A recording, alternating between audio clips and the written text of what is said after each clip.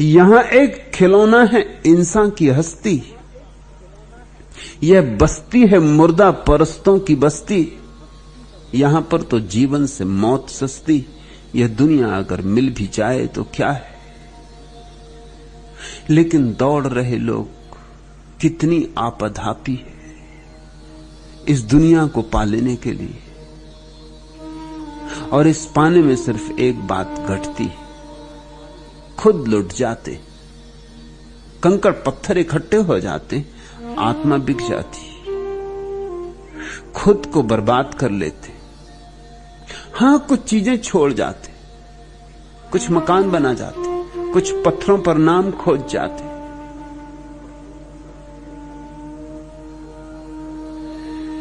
इससे जो सावधान होता है वही व्यक्ति धर्म के जगत में प्रवेश करता है।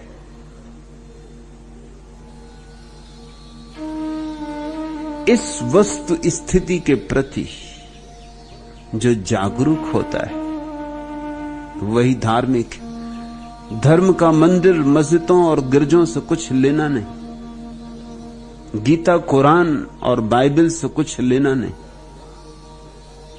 धर्म का संबंध है इस बोध से, यह दुनिया अगर मिल भी जाए तो क्या है। तीर की तरह यह बात चुभ जाए भीतर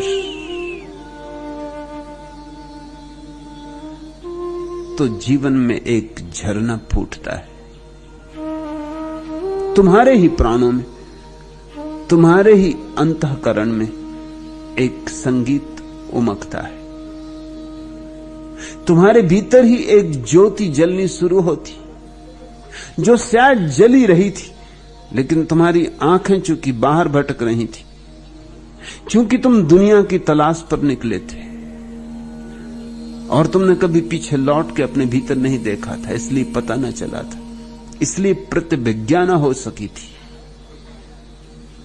जिस दिन दिखाई पड़ जाता है कि पूरी दुनिया भी मिल जाए तो कुछ मिलेगा नहीं, उस दिन आदमी आंख बंद करता है और अपने भीतर देखता है।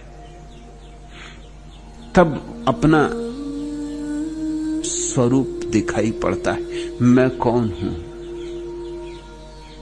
और जिसने जान लिया मैं कौन हूं, उसने सब जान लिया। जो भी जानने योग्य है सब जान लिया, जो भी पाने योग्य है सब पा लिया। स्वयं को जानते ही तृप्ति की वर्षा हो जाती, अमृत के मेघ घिर आते, शाश्वत जीवन का द्वार खुल जाता है। बाहर तो जो कुछ है सब क्षण भंगुर है, पानी के बबूले, इंद्रधनुष, क्षितिज की तरह जो कुछ भी सब झूठ है। दिखाई पड़ता है और फिर भी नहीं देखते। नहीं, थोड़ी ही दूर पर आकाश पृथ्वी से मिलता हुआ दिखाई पड़ता है और कहीं मिलता नहीं। दौड़ते रहो, दौड़ते रहो, दौड़ते रहो, दौड़ते दौड़ते गिर जाओगे, दौड़ते दौड़ते कब्र में पड़ जाओगे। झूले से लेके कब्र तक दौड़ते ही रहोगे और क्षितिज कभी आएगा नहीं।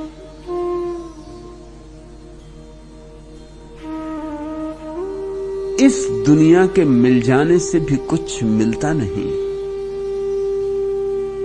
ऐसी प्रतीति। और एक क्रांति घटती है, कंकड़ पत्थरों से नजर हट जाती और आत्मा की तलाश शुरू होती। धन मूल्यहीन हो जाता है, ध्यान का मूल्य प्रतिष्ठित होता है।